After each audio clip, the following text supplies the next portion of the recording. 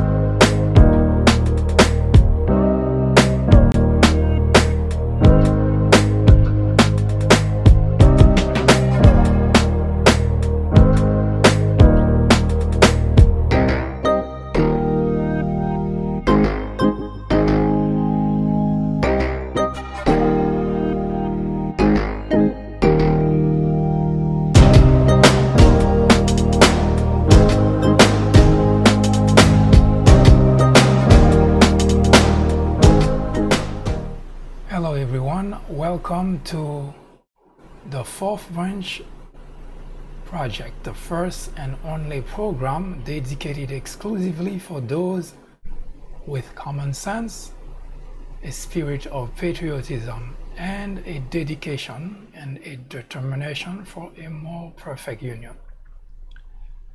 We are debating similarities between Adolf Hitler, Chancellor of Germany in 1933, and Donald Trump, President of the United States. Now, before you throw the towel and walk away from this debate, the purpose of debating similarities between those two leaders is to take a look at what they are doing in terms of how they govern, and if there is any lesson to learn from the past, so we don't have to repeat the same mistake of the past. Now, conversation from with a number of people, especially those who are very much aligned with Donald Trump, want to suggest that there is no similarities, there is no comparison between Donald Trump and Adolf Hitler.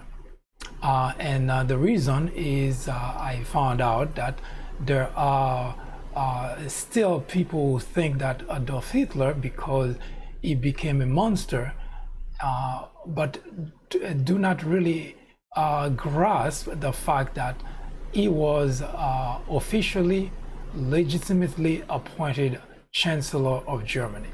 In other words, he didn't start out as someone who grabbed power or seized power in a legitimate way or by fomenting a coup against the government.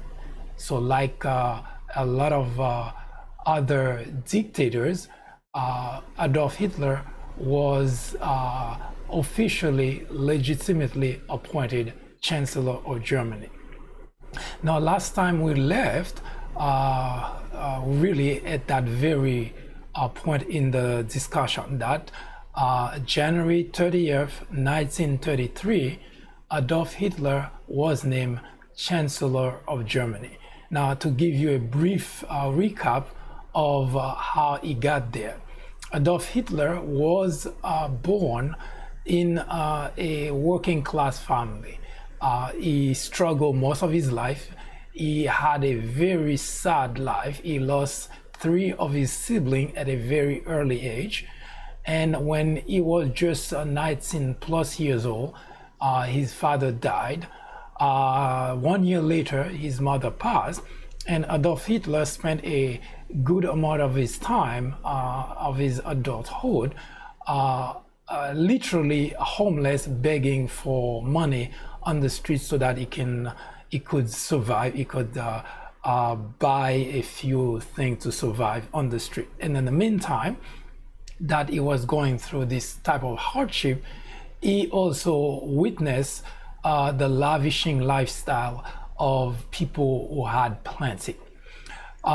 So Adolf Hitler joined the armed forces, went to World War I, and came back decorated for his service, tried to overthrow the government, went to jail, and in jail he dictated his autobiography by the title of Mein Kampf, for my struggle. And when he was out of jail, he joined the German Workers' Party, which was kind of a prelude to the party known as NSDAP, but most commonly referred to as the Nazi Party.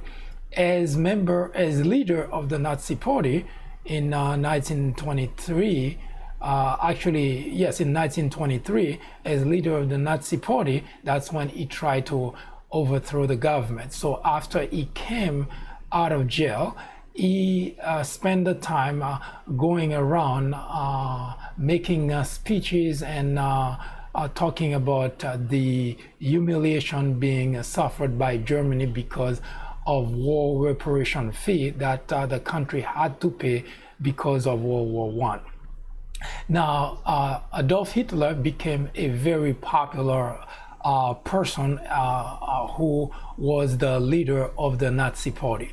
Now, he became Chancellor of Germany after after a runoff election won by Paul von Hindenburg, who was considered a god and icon in Germany. In fact, if you recall that Paul was a general in the armed forces of Germany who was very well known for his brilliance for his war strategy.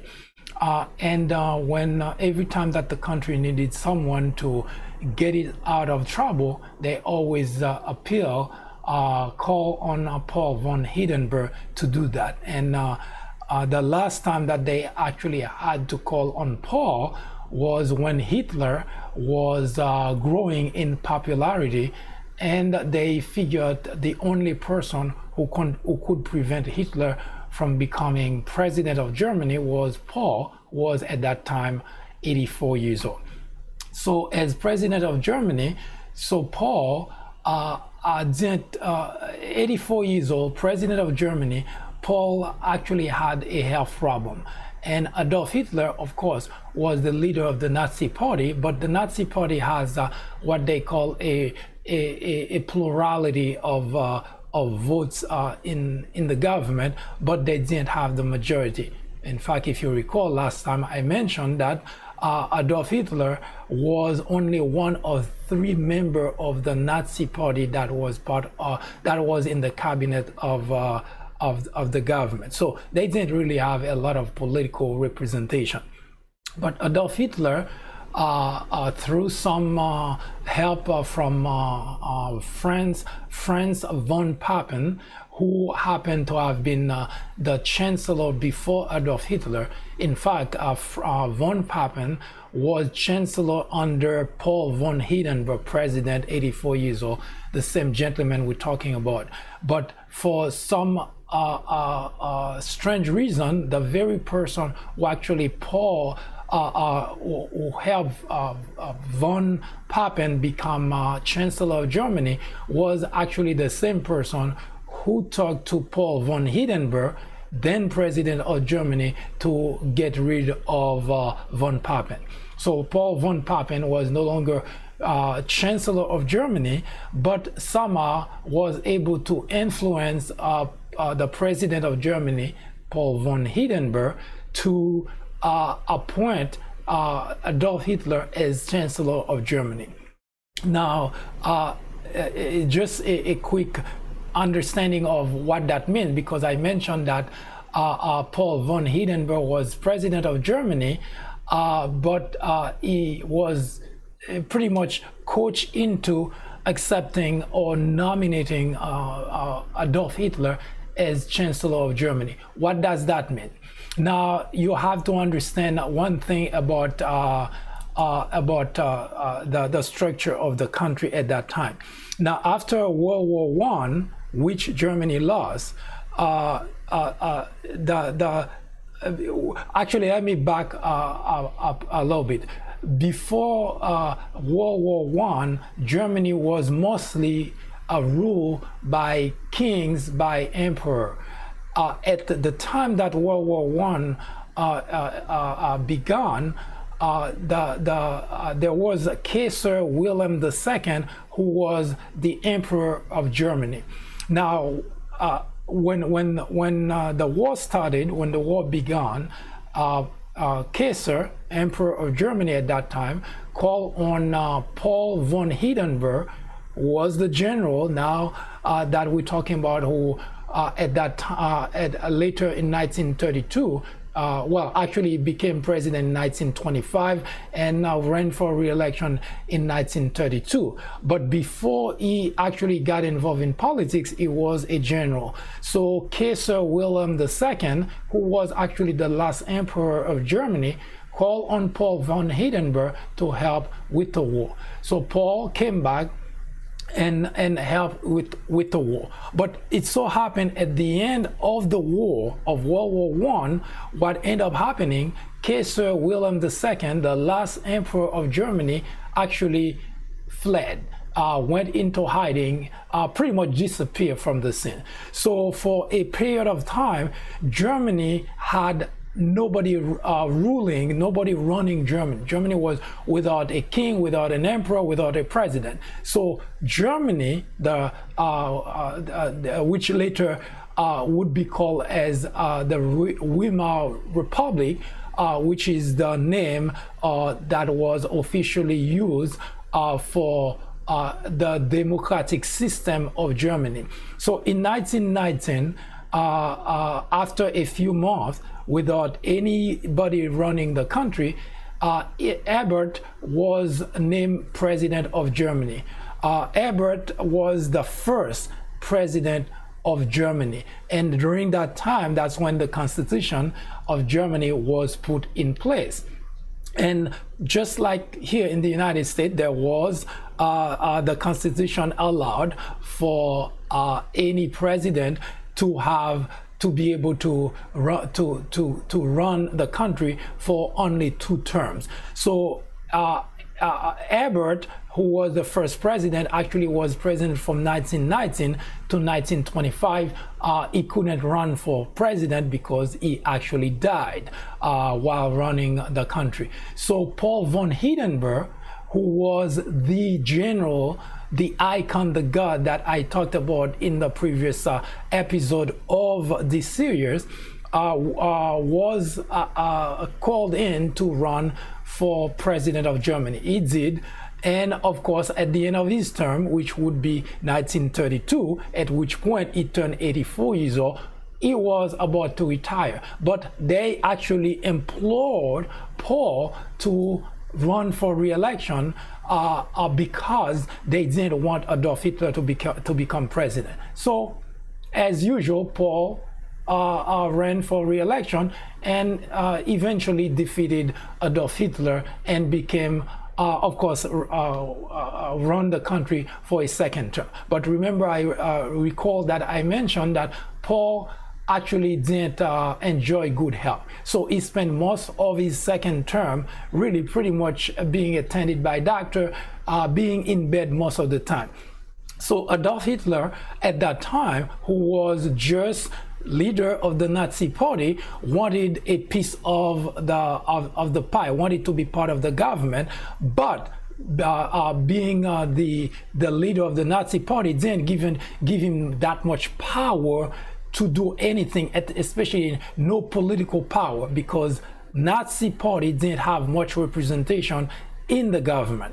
So the Nazi people who close to Adolf Hitler wanted him to overthrow the government. Adolf Hitler rejected that idea, but at the same time, Adolf Hitler was courting the help of Franz von Papen, who was the previous chancellor of Germany, and sure enough got his support. But there was also something else that was going on for Adolf Hitler. It was the fact that Adolf Hitler was a very popular person. He was very charismatic, and he was considered, he was a very good orator.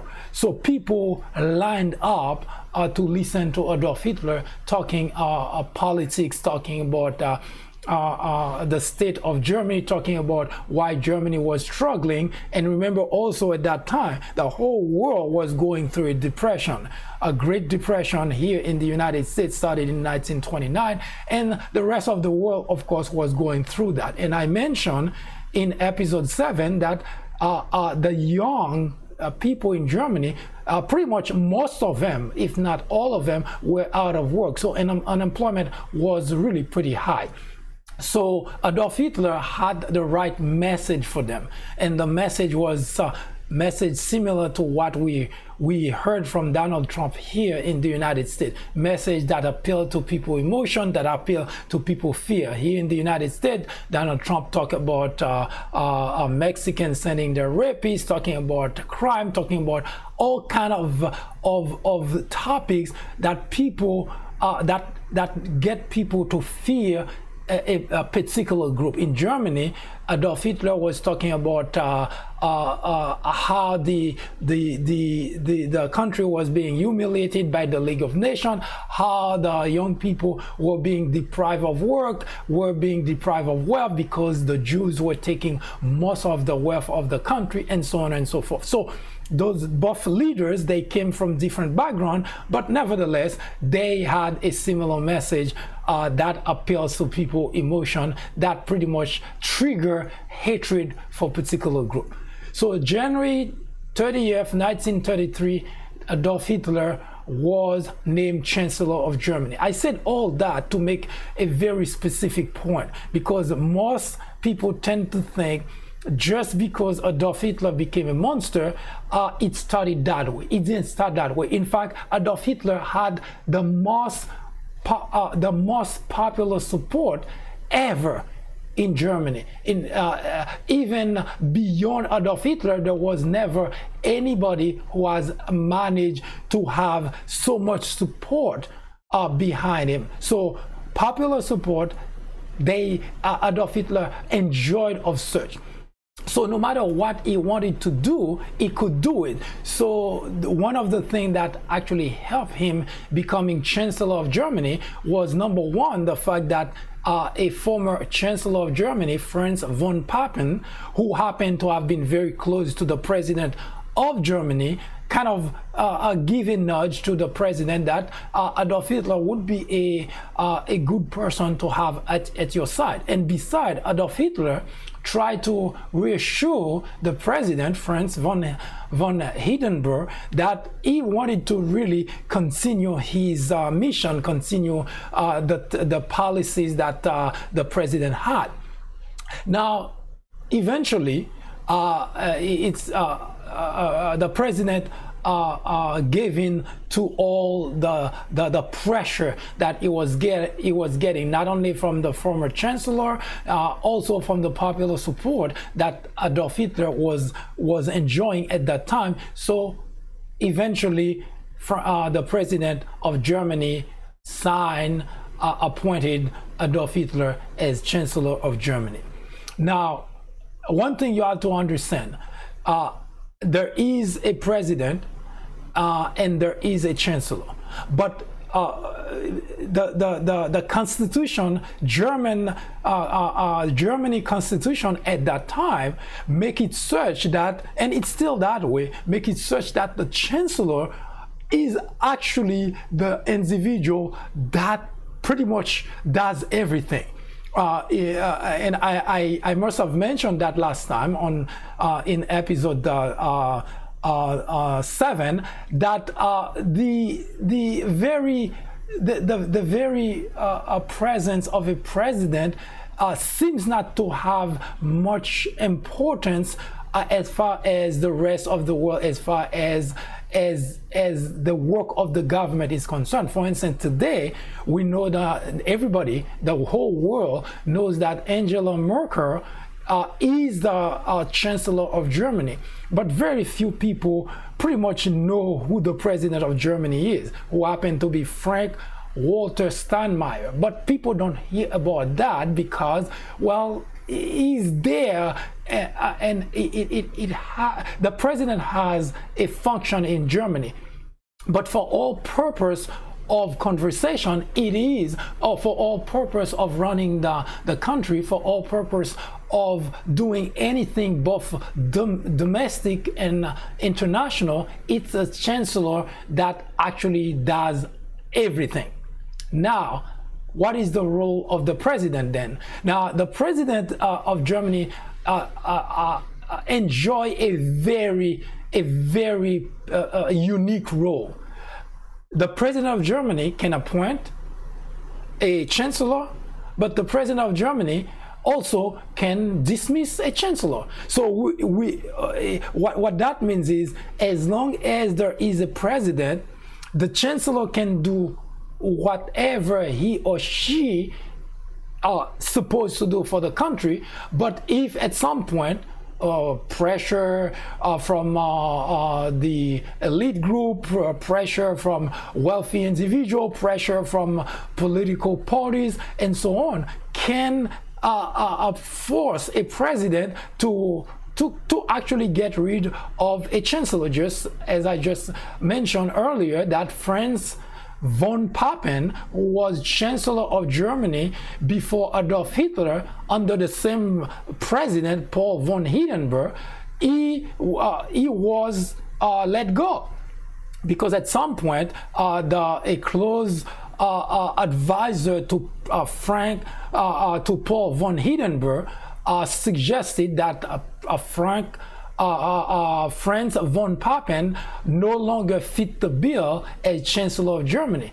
So sure enough, the president of Germany at that time, Paul von Hindenburg, got rid of Franz von Papen. So despite the fact that von Papen was let go, was gotten rid of, but he still remains a friend of the president at that time. That's why later on he was able to exert some sort of influence on the president to appoint Adolf Hitler as Chancellor of Germany. So the president doesn't get himself or herself involved in the day-to-day operation of the country, but has that unique power that at some point, for reason I'm sure that's written in German constitution, or for reason that could be purely political, the president of Germany can get rid of the chancellor. And that's what Adolf Hitler was very afraid of, because Paul von Hindenburg was president of Germany, appointed Adolf Hitler as Chancellor of Germany, which means at that point Adolf Hitler pretty much running the country. However, he knows that there is still that cloud over his shoulder, that the president of Germany still there, still can get rid of him at any point in time. And in fact, history tells you that Adolf Hitler was very afraid of that small factor, put a lot of pressure on Adolf Hitler to continue to do things to please the president, although he was bedridden, but to continue his policy.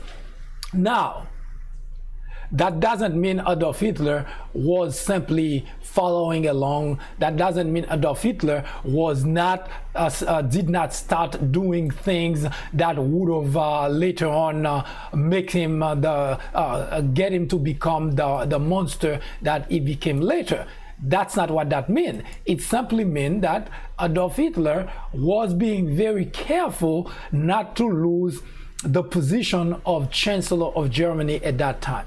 So he lobbied, he started doing work in the background to lobby the Reichstag, which is the equivalent of Congress here in the United States. Now, in November of 1932, pretty much a few months before Adolf Hitler was appointed Chancellor of Germany, in November of 1932 there was election in Germany for a member of the Reichstag. The Nazi Party managed to get a plurality of votes in the Reichstag. What does that mean? That means that they managed to get a lot of popular support to appoint, to elect a number of members of the party, but that didn't give them the majority. In other words, if you want to compare it with Congress here in the United States, you have the Republican Party has a majority in Congress. And if you want to extrapolate a little bit so that you can get a little bit of understanding of what a plurality is, for instance, Hillary Clinton didn't become president of the United States. Donald Trump did. But Hillary Clinton had a plurality of vote. In other words, when it comes, the comparison itself is not really apple to apple in a sense, because of the fact that Donald Trump became president of the United States because we have the Electoral College, which is kind of a little bit different from what Germany has. Because Germany can have someone be elected with a plurality of vote, but here in the United States, a plurality of vote would not get you anything. Like in the case of Hillary Clinton didn't get to become president of the United States despite a plurality of vote, because of the way that we elect president in the country. We elect president with, of course, Electoral College, and Donald Trump managed to clinch more Electoral College, more electoral votes than Hillary Clinton did. So it's kind of to give you a sense of what was going on at that time. So in 1932, November of 1932, there was election for the Reichstag and Reichsrat. Reichsrat is actually the equivalent of the Senate in the United States. So the Nazi Party managed to have a plurality of vote, so they had quite a few members of their party elected to the Reichstag, but that didn't give them the majority. In fact, in a sense, there was never at that time any political party in Germany that managed to get a majority. So there were many different political parties, but it was so divided among different factions of political faction that no party ever managed to get a majority. So everybody was fighting. So in other words, for anything to happen, if a party wants to get something to happen, they have to compromise, they have to manage to convince other parties until they get enough vote to get something to happen.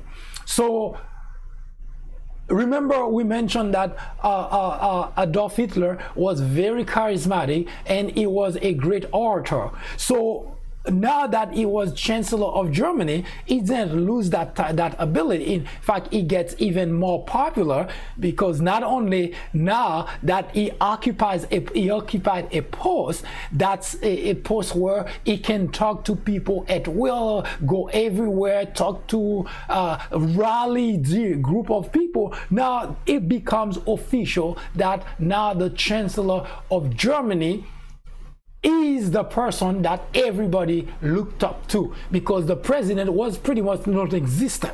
Now, not that it would have been, because as I mentioned, in Germany, the president pretty much takes a back seat. You don't hear of the president coming and do this, say this, and that, and the other. It's always the chancellor that you see in front of you on TV, giving interviews, talking about what the country is doing, and so on and so forth. So Adolf Hitler, the first thing that he did, and keep in mind, and I want to, I keep repeating it's something very simple but very important, because I want you to understand that just because we now talking, because when the world is talking about Adolf Hitler, what is lost in the conversation is the fact that everybody think of Adolf Hitler as someone who was a dictator, someone who killed 6 million Jews, and what's lost is the fact that he was appointed legitimately, officially, an appointee of the government. He wasn't a dictator. He was appointed Chancellor of Germany. The same process that you see today, that Angela Merkel, now the current Chancellor of Germany, the same process for her to become Chancellor of Germany, that's the same process that actually happened. So it was an official, it was a legitimate thing to happen, that the Chancellor, Adolf Hitler, Chancellor of Germany, was officially, legitimately appointed. Now, the reason I put emphasis on that is because every time you lose track of how history evolve, you tend to think that that cannot happen again. That cannot happen here, because that's really what I've been hearing from a lot of Trump supporters, thinking that, well, this is the United States of America, those kind of things cannot happen. Well, it can happen because it did happen in Germany. It happened in Germany when Germany was a republic, was a democratic system. Germany was known as the Weimar Republic, where appointees, people of the government was elected. People in the government were elected in their post. And the chancellor, like today, as you see the election in Germany for the chancellor to be elected. Now, it so happened in the beginning of the Republic of Germany, the Weimar Republic, a chancellor was appointed. So that's how it happened for Adolf Hitler. So don't lose track of the fact that because we're talking about someone who later on become a dictator, and because of that, then we tend to think that those kind of things cannot happen again. History can repeat itself if we do not learn from it, because all the events that precede certain things to happen in the past, today we start seeing a number of those same things happening right under our nose, and we keep shrugging it off, and we keep saying that cannot happen, that cannot happen. Now, here's what happened once Adolf Hitler became Chancellor of Germany. Once he became Chancellor of Germany, he started to work towards putting in place important elements that would later give him what the world would later looked at as a monster was born. But before that monster was born, he was doing what the government of Germany wanted him to do.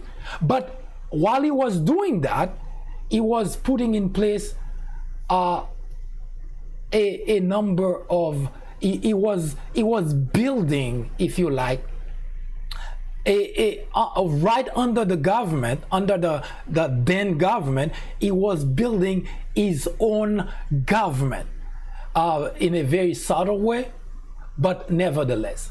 The first thing that Adolf Hitler did is he tried to undermine the Constitution of Germany. How did he try to do that? Now, watch exactly what's happening, because when you see something happen in the past, in history, and you become complacent because you think that your system of government is so well founded, so well established, that you don't think those kind of things could ever happen in your own country, well, think again. Because Germany had a system, a democratic system, that makes it such that a president was elected and could only serve 2 terms. A chancellor was appointed, and that chancellor could be removed at any point in time. In other words, if you think about it clearly, there is no reason for us to be talking about Adolf Hitler as a monster today, right? Because the system was pretty well structured, a great constitution that clearly limits the power of both the president and the chancellor, because in fact the chancellor was very limited in terms of power, because if the president of Germany felt at any point in time that the chancellor was doing something that's not good for the country, that's not good for the republic, the president could easily dismiss the chancellor. In fact, it happened before Adolf Hitler. Adolf Hitler witnessed that Franz von Papen was the chancellor before Adolf Hitler under the same president. So Adolf Hitler knew that yes, he had power, but his power could be revoked at any point in time. In fact, if you were a chancellor and you lose the chancellorship, it would become way more difficult for you to achieve anything in life, politically speaking. Because what that means is you were demoted, and that really would leave a stain in your political life. So Adolf Hitler was being very careful not to find himself in that predicament. So as Chancellor of Germany, the first thing that Adolf Hitler tried to get to be enacted was called the Enabling Act of 1933.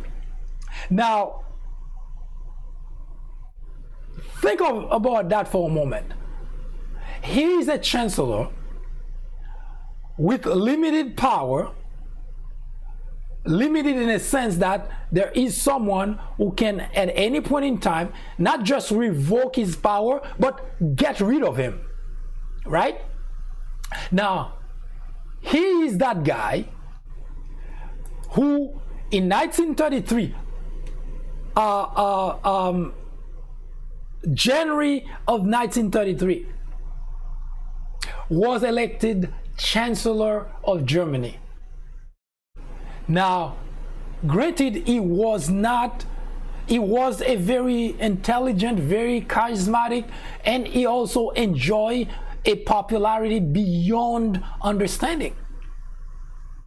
And that's also the other mistake that a lot of people who, every time that they hear of Adolf Hitler, they always think it's some dictator who was completely isolated, who just had a few people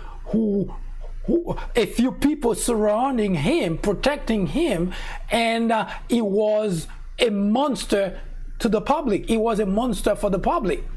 He was killing people left and right. That's why he was a dictator in Germany. Now, that's the other mistake a lot of people make. That's why sometimes when they looking at the United States of America, they think what happened in Germany cannot possibly happen in the United States, because that's the kind of picture that they have of Adolf Hitler. They think of him as, well, he was a dictator. We cannot have dictator in the United States. Now, again, Adolf Hitler was not a dictator when he became Chancellor of Germany. He was officially, legitimately appointed Chancellor of Germany. Now, the second thing that they think about Adolf Hitler, they think of him as someone who people didn't like, people didn't want that guy at all. In fact, they always think, that's a human thing, because we always think of a dictator as someone who is ruling a country with an iron fist nobody likes. That's the picture, that's a mental picture we have of a dictator. Now, he's another person that pretty much can be somewhat compared to the discussion we're having here as well, is the gentleman Mussolini in Italy, who was actually elected Prime Minister of Italy in 1922. In 1922, Benito Mussolini was named Prime Minister of Italy. Now, history, a tidbit of history, he was also the youngest Prime Minister of Italy. He stayed that, he kept that record until 2014. Now, here is we actually, I mentioned Mussolini for one reason. Later on we will refer to that name again because of his rapprochement with Adolf Hitler, although we're not gonna debate, or we're not gonna be providing we're not gonna try to provide a lot of detail about Mussolini himself. but he's mentioning his name is relevant to the discussion of Adolf Hitler, not only in terms of pointing out the fact that when you hear that someone is a dictator, and if you automatically attribute a lack of popularity to that individual, then it is a terrible mistake to make, especially right here in the United States. Whenever we make that mistake thinking that Adolf Hitler was a dictator, and usually in conversation that's what I hear from people, that because of the fact that Adolf Hitler was a dictator and because of the fact he was Germany, everybody who think that way automatically assume that because of those factors, those kind of things that happened in Germany in 1933 can't ever happen here in the United States. Again, I want to point out that Adolf Hitler was appointed legitimately, officially. That's number one. Number two, Adolf Hitler had a popularity never before unprecedented, never before experienced by any politician in Germany. So we're not talking about someone people didn't like. We're not talking about someone they fear. We're not talking about someone that nobody would want to associate with. We're talking about someone when Adolf Hitler walked down the street, you couldn't see Adolf Hitler because he was always surrounded by a crowd, by crowds and crowds of people cheering his name. That's how popular he was.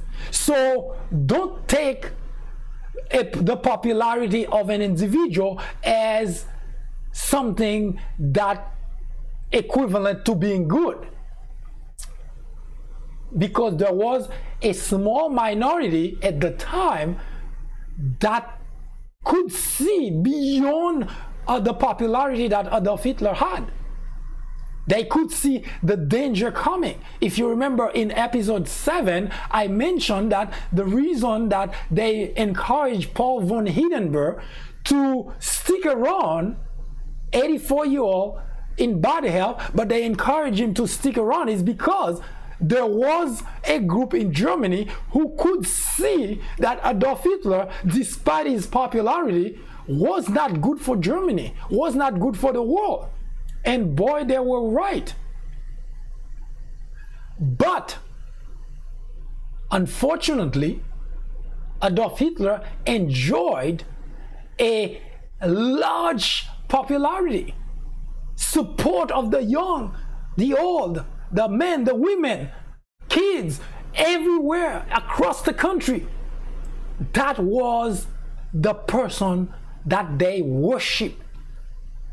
So don't twist it around. Don't get it wrong. Don't think popularity automatically means everything is fine. Don't think popularity means everything is fine and dandy, because history tells us that's not so. Just a side note, the Prime Minister of Italy did enjoy some great popularity in the beginning as well. So don't think popularity as great. In fact, history tells us that the first 3 years of Mussolini, he actually went by the book. He followed the constitution to the letter. Italy constitution, of course. He followed to the letter. But also history tells us what happened beyond those 3 years. So Adolf Hitler, Chancellor of Germany, with Paul von Hindenburg, President of Germany at that time. Now Adolf Hitler felt cornered, felt like he was restricted. Despite his popularity, he felt restricted. Interestingly enough, in 1923, Adolf Hitler tried to overthrow the government. But now that he is Chancellor of Germany, as Chancellor of Germany, with that kind of popularity, he could have done the same thing. Adolf Hitler could have overthrown the government in 1933 after being named Chancellor of Germany, because he had so much support, so much popularity. But he did not. He wanted everything to go according to the Constitution of Germany. At least so he said. There was a president, and the president could get rid of him.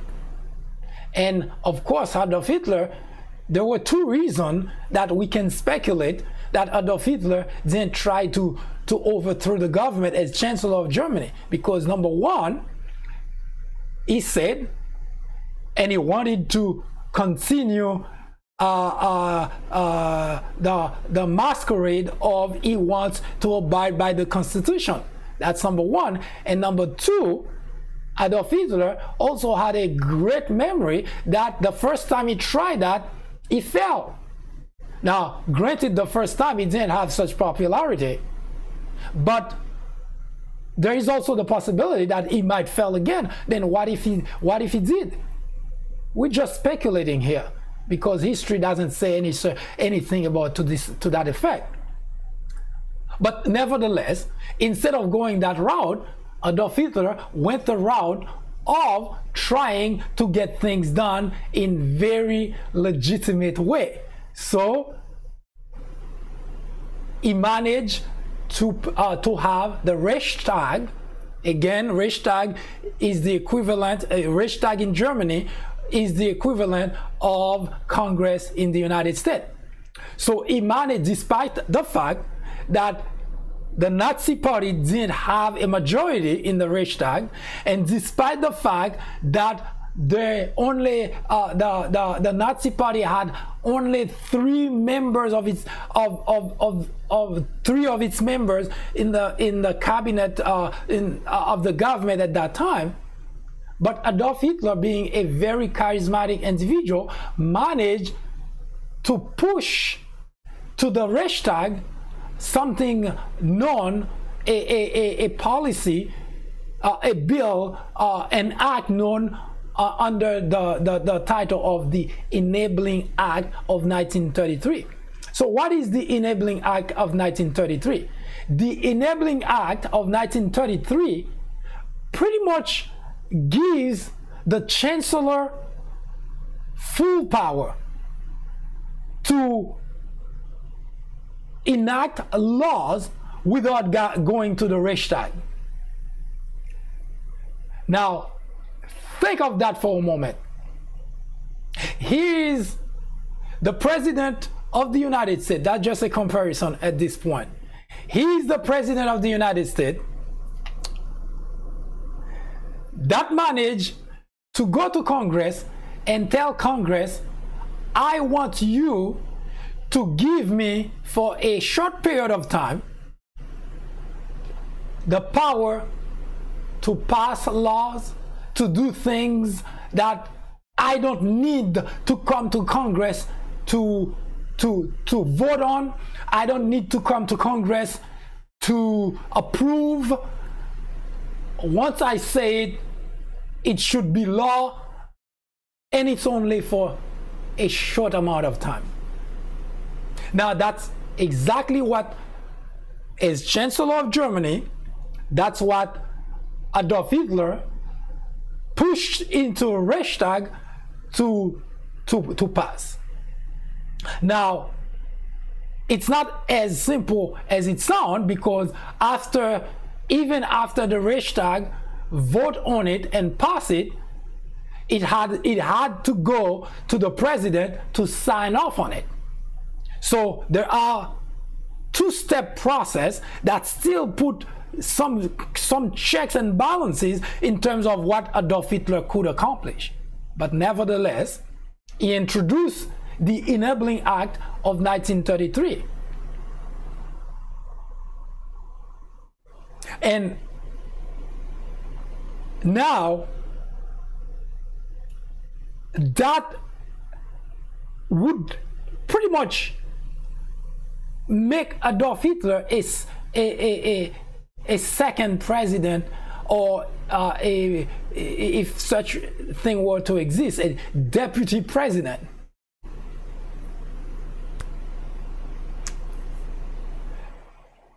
So he pushed that to Reichstag, and in March of 1933, remember, he was appointed Chancellor of Germany January 1933. Just 2 months. January 33, that's the end of January. There was no January anymore. 2 months later, not even a good 2 months, because it was in March 23rd, 1933, that this enabling act was pushed into the Reichstag to enact that law, to give the Chancellor of Germany, well, actually, they didn't say the Chancellor of Germany, they say the German cabinet. That's pretty much how they put it.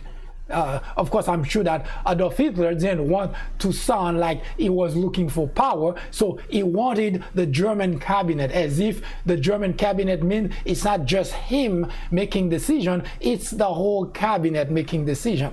But the individual who actually is the authority over the German cabinet is the Chancellor of Germany. So politicians always have these things that they're trying to maneuver, merengue their way around, trying to show that what they're trying to do is not what they're trying to do. So that's exactly what Adolf Hitler did. Enabling Act would give the German cabinet the authority to enact laws without going to the Reichstag. In other words, and only ask for that for just 4 years. We don't want it forever, we just want to have it for 4 years. Push it to the Reichstag. Reichstag pass it, push it to the Reichsrat. Reichsrat, again, is the equivalent of the Senate here in the United States. Reichsrat pass it. Now it goes to the president's desk. The president sign off on it. Imagine that. The German cabinet just passed the Enabling Act of 1933 in March of 1933, proposed by Adolf Hitler, that gives the German cabinet full power to enact laws without going to the Reichstag for approval. The Reichstag, equivalent of the Congress here in the United States, makes laws. We call both Congress and the Senate the legislative branch here in the United States. So the equivalent of that in Germany is the Reichstag and the Reichsrat. So those two entities, those two bodies, comprise the branch of government in Germany which need to sign off on, or to come up with laws, and of course what you would consider the executive branch, which is the president office, what you would consider the executive branch would of course enforce those laws. But Adolf Hitler, Chancellor of Germany, appointed in January of 1933, now he's a law called Enabling Act of 1933, passed by both the Reichstag and the Reichsrat, that gives the German cabinet full power. From that point forward, the German cabinet can pass laws without when you think about it seriously, there was no need anymore for the Reichstag and the Reichsrat. Once that law, once that act was signed off by the president of Germany, at least for 4 years, because for 4 consecutive years the German cabinet can pass laws without any need to go to the Reichstag or the Reichsrat. It's like the president was given, the president of the United States, given power for 4 years to do whatever he so wished without going to Congress, without going to the Senate. In other words, there is no need for Congress, there is no need for Senate for 4 years. That's exactly what happened in Germany. Now, despite what I just said, with the president of Germany still around, Adolf Hitler was still constrained, confined to be careful not to do anything to anger the president to get rid of him. Because it's fine and dandy that there was such an act. It's fine and dandy that that act gave him plenary power to do whatever he so wish. But still, with the president still around, it could still be gotten rid of. So Adolf Hitler was still being very careful not to do anything to anger Paul von Hindenburg. Yes, he was bedridden, but he was still the president of Germany. But think what that means, what that meant then for Germany. That you have now a chancellor that managed to get the two branches of the German government, the Reichstag and the Reichsrat, to give his cabinet full power to do whatever the cabinet want. So far, no matter what you want to think about of Adolf Hitler, he's going by the book. He didn't overthrow a government. He didn't do anything illegitimate. He went through the proper channel. So when you're thinking something cannot happen in the United States because it is a democratic system, think again. Think 3 times. Think 4 times. Because the individual who wants to get rid of a system doesn't just wake up one day and do it. And that's exactly what Adolf Hitler was doing. He went through the proper channel. He agreed to abide by the Constitution of Germany. He went to Reichstag, he went to Reichsrat, and he had the Enabling Act of 1933 passed. The same thing the President of the United States would do, would go to Congress, would go to the Senate and say, I want to have this passed. And if they go along with it, then that would be the beginning of the end of democracy in the United States. Yes, we're not there yet, but that's the process. The individual who wants to put an end to democracy in any country doesn't just wake up and put an end to democracy. They go through the proper channel to do that. It sounds legitimate by doing that way. That's exactly what Adolf Hitler did. Through proper channel, the Enabling Act of 1933 was passed, giving the German cabinet full power over the country. For 4 years, that's what the Enabling Act said.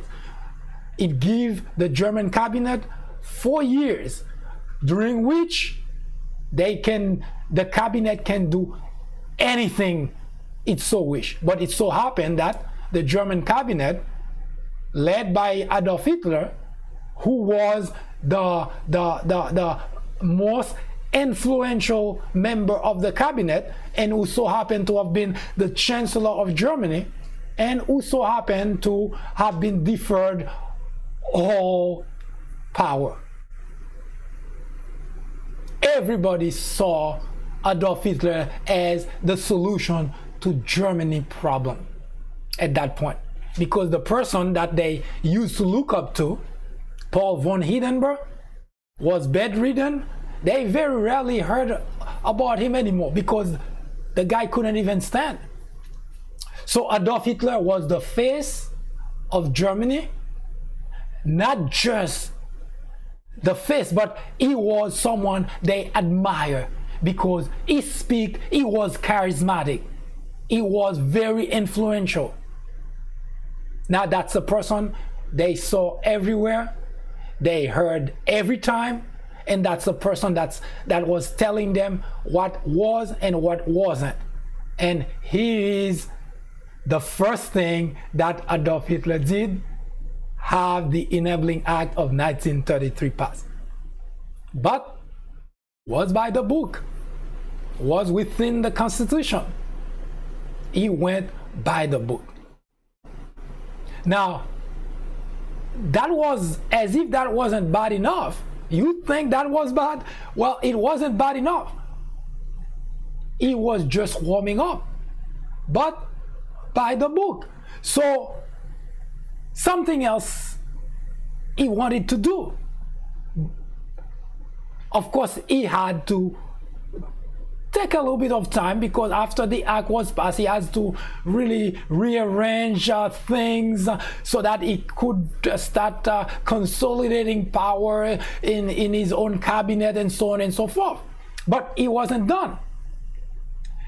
And I want you to keep in focus that very important aspect of how things were done by Adolf Hitler. Not as a dictator, but by the book, abiding by the Constitution of Germany. He didn't do anything illegal. He didn't do anything illegitimate. He didn't force his way. He went through the proper channel as established by the Constitution. And that's what's usually missing every time I exchange conversation with people who actually support Trump and think that Trump cannot become another Adolf Hitler. They always think it's because Adolf Hitler was a dictator and that cannot happen here in the United States.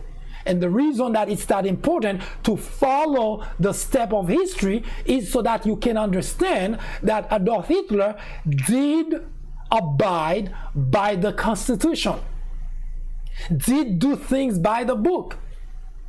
So how did he become a dictator, a monster? We'll get there in a moment, but hang on for just a few seconds. We'll go with for a short break, a short commercial break. We'll come back to show you how Adolf Hitler was pretty much not only consolidating power, but was putting in place a safeguard so that he can become the only individual that people in Germany, regardless of a president regardless of the president still being around, so that nobody goes to the president of Germany at that time for anything, because he wanted he and he alone to be that individual. You're watching the Fourth Branch Project, debating similarities between Adolf Hitler and Donald Trump. Don't go anywhere. I'll be right back.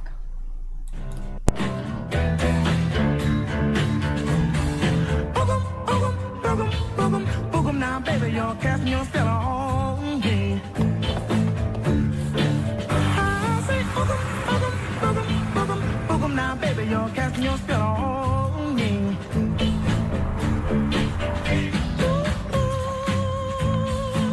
My baby's got this spells on me.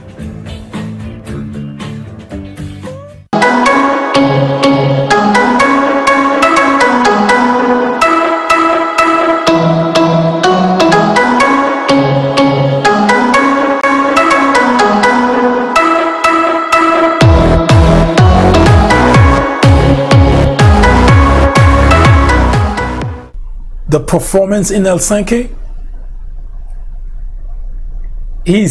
was enough to drop Donald Trump's support to zero.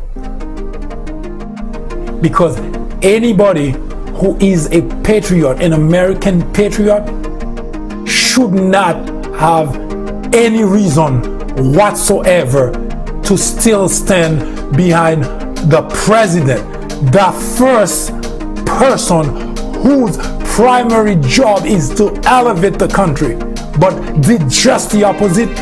Nobody should have been behind that person.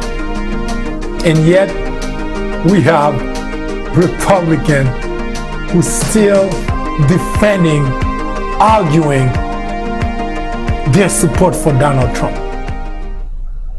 Seriously? Really? What the hell?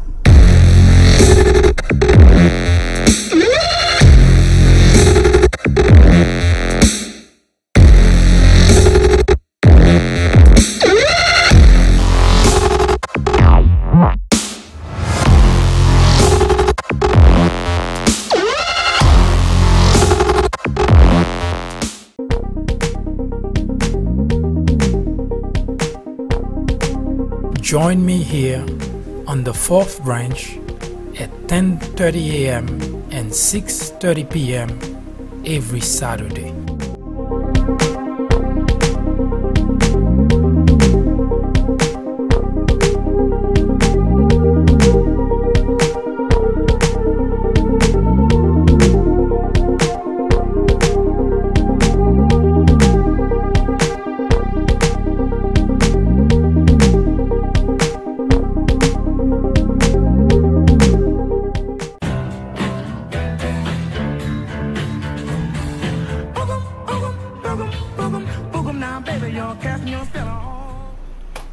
Hello again. You are watching the Fourth Branch Project, the first and only program dedicated exclusively for those with common sense, a spirit of patriotism, and a determination for a more perfect union. We saw that Adolf Hitler, as Chancellor of Germany, have the Enabling Act of 1933 passed by both the Reichstag and the Reichsrat, which gave the German cabinet full power to pass laws without having to go to those two branches of the government, those two bodies, those two agencies of the government for approval. Now, there was something else that was going to give, but that is not was not Adolf Hitler making. It was something that was previously passed just a tad earlier, before Adolf Hitler became Chancellor of Germany. It was an act called the Reichstag Fire Decree. Now, that particular act was passed for a couple of reasons. I kind of hate the idea of saying for a couple of reasons, because it was one of the act passed by the Reichstag which should not have been passed. And the reason for that is because that particular act stripped freedom from all citizens of Germany. In other words, civil liberties ceased to exist in Germany with that decree, the Reichstag Fire Decree. All civil liberties ceased to be applied then. And the reason it's bad, of course, if you go to the heart of the reason that they pass it, you would say that well, maybe it makes sense at that time, because there was, despite the fact that Adolf Hitler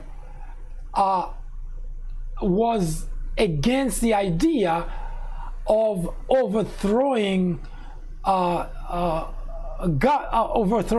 current government. There were always what you would call French element of society, French element of a group, French element of a party, like we have here. Here, for instance, we have the Republican Party, and then you have the French element called the Freedom Caucus.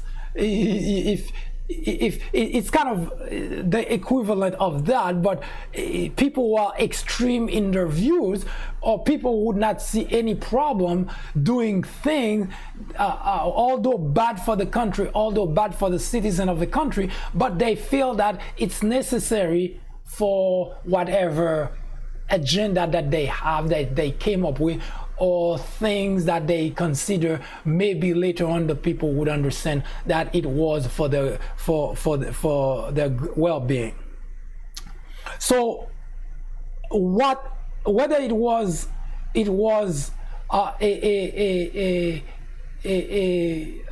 smart coup or whether it was just a coincidence,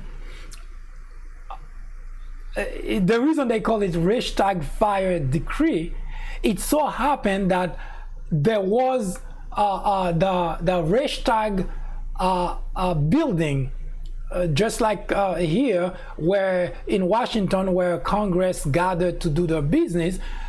In Germany, of course, there is the building where the members of the Reichstag gathered to do their business. That building caught fire, or rather was set on fire.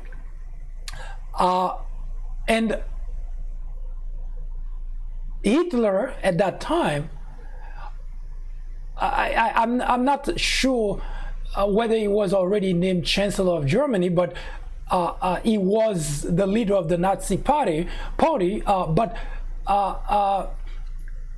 he accused certain members of the Reichstag to have set the building on fire. Now, again, I'm not sure whether he was already Chancellor of Germany, which would have made it pretty much really a bad thing for him to do, to say. But as a member of the Nazi party, I can see him not wanting to overthrow the government, but trying to get rid of members of the Reichstag who did not approve of what he was doing. Now, that sounds very familiar with the kind of language we hear from Donald Trump here in the United States. Whenever there are members of Congress or the Senate who do not like what he's saying or what he's doing, he actually goes after those people. He accuses them of things that they didn't do. He insults them. He actually gets people to go against them.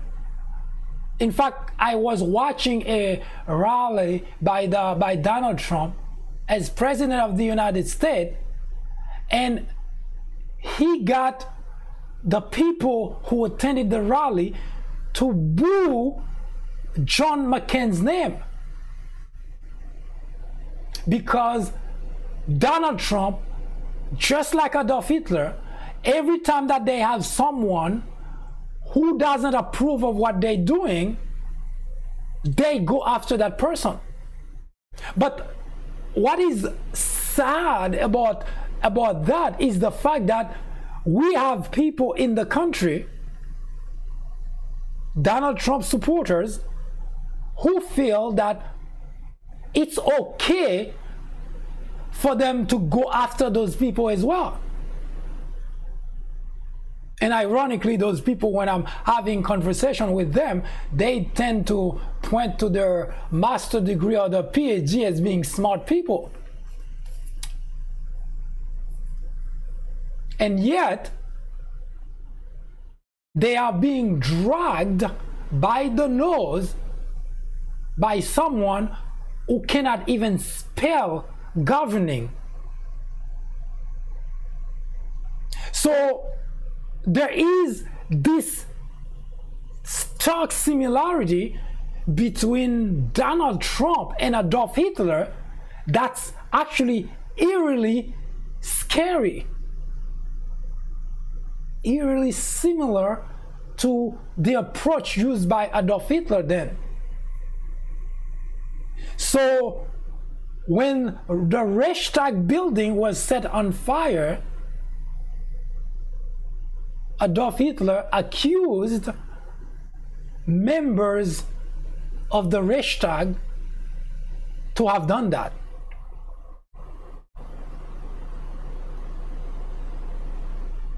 Why would we want history to repeat itself?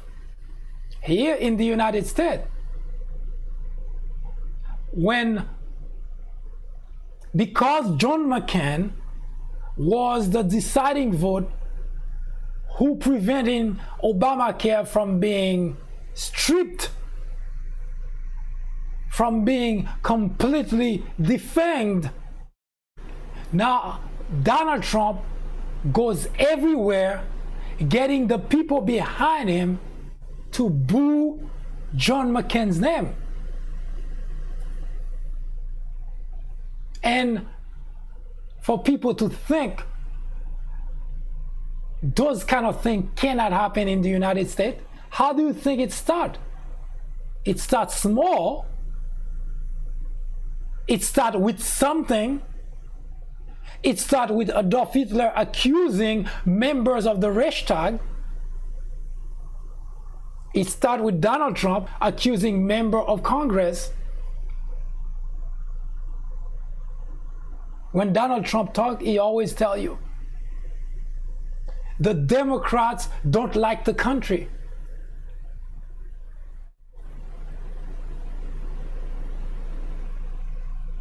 What a disgusting thing for a president to say.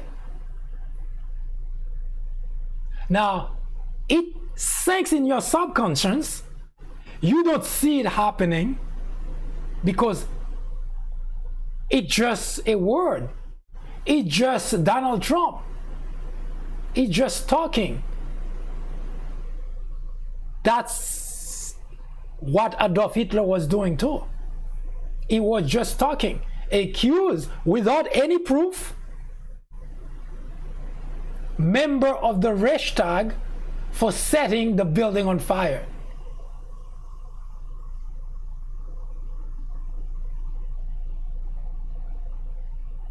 No proof. Sound familiar to you? Of course it should, because that's exactly what Donald Trump does here in the United States. He accuses people, he makes up statements without being able to provide any string of proof.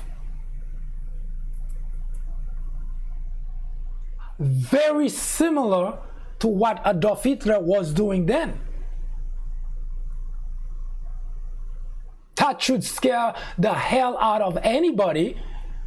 When you learn, first I want you to understand that Adolf Hitler was Chancellor, or was about to name Chancellor of Germany.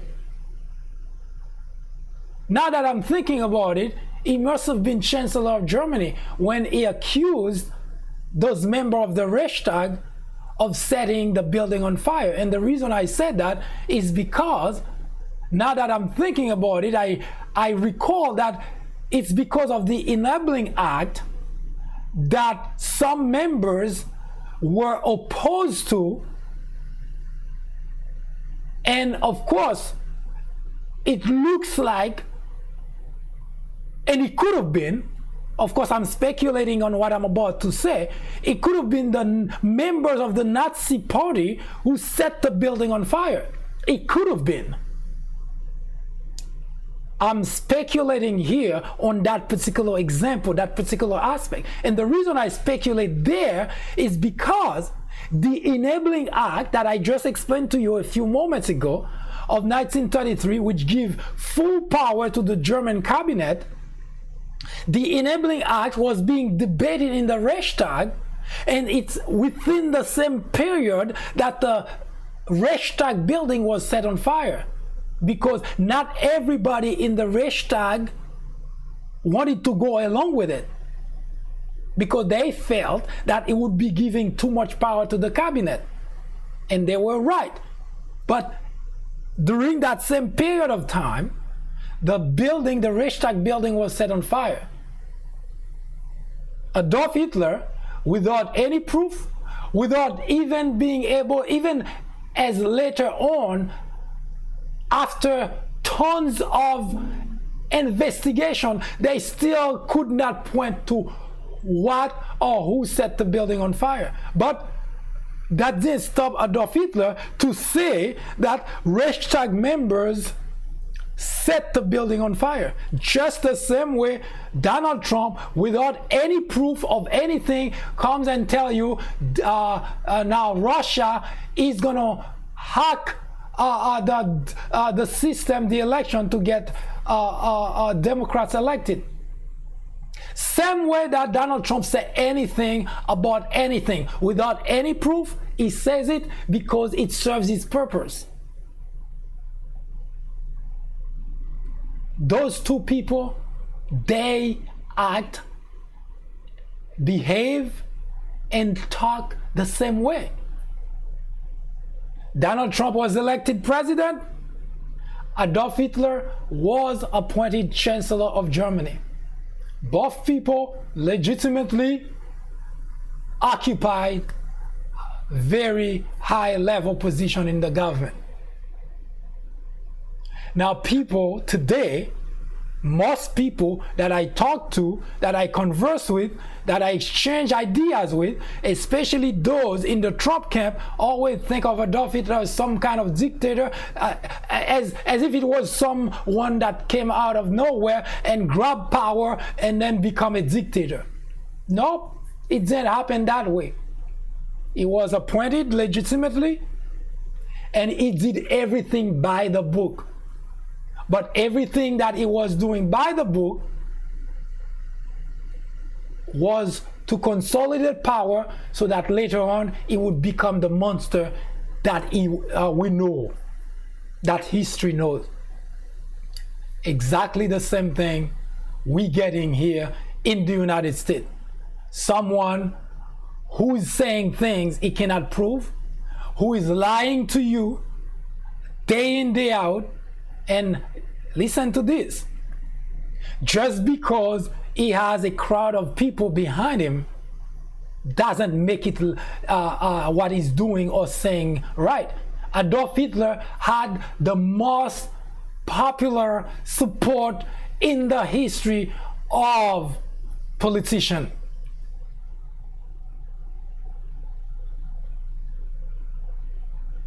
He didn't put a gun on anybody's head to support him.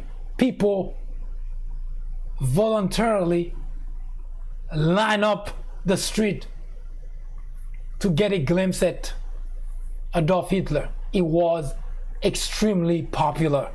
So thinking of Adolf Hitler as some dictator that sits somewhere and that's ordering people to go and kill people, that wasn't Adolf Hitler. He was a well-liked chancellor. Donald Trump enjoyed a certain degree of popularity in the Republican Party. In fact, as of the last poll, the last survey, even after his performance in Helsinki, Finland, 88% of the Republican still support Donald Trump.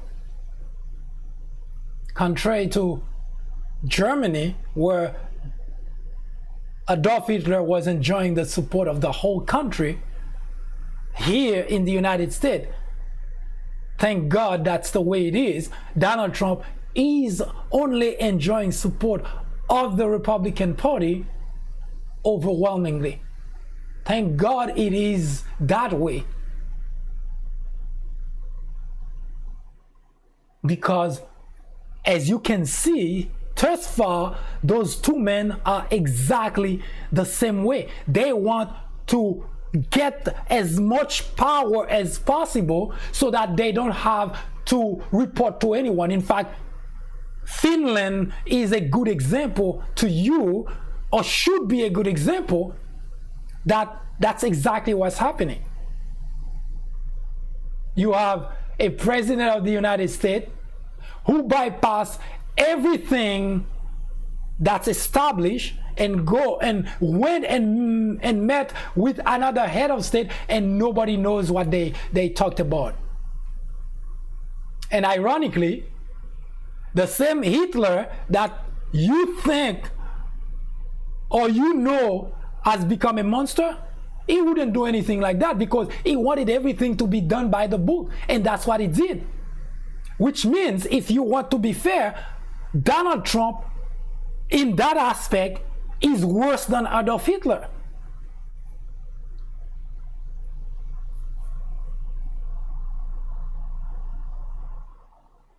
And you think that's bad enough? Don't go anywhere.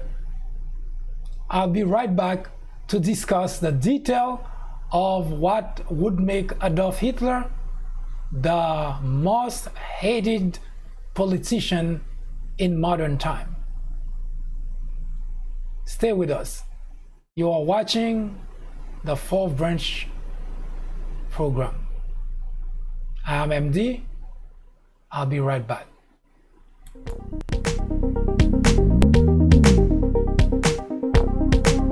Join me here on the Fourth Branch at 10:30 a.m. and 6:30 p.m. every Saturday.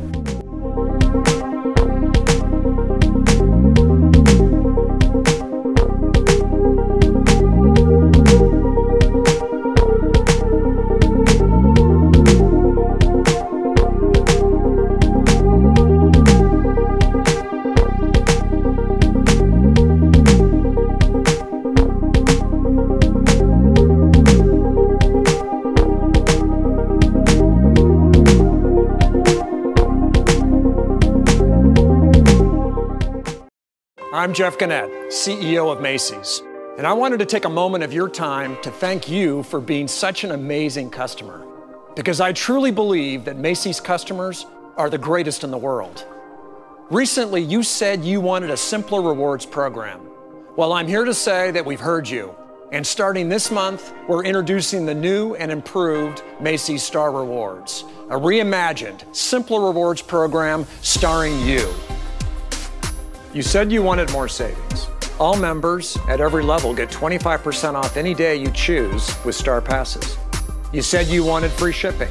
Gold status means getting free shipping with no minimum, plus the silver status benefit.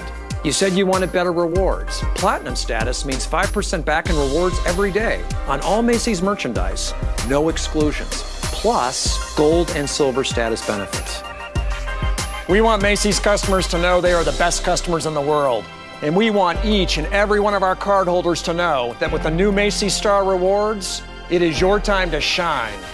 Meet the new Macy's Star Rewards, exclusive to cardholders. Discover your status today. You are watching the Fourth Branch Project, the first and only program which is dedicated to those with common sense, a spirit of patriotism, and a determination for a more perfect union.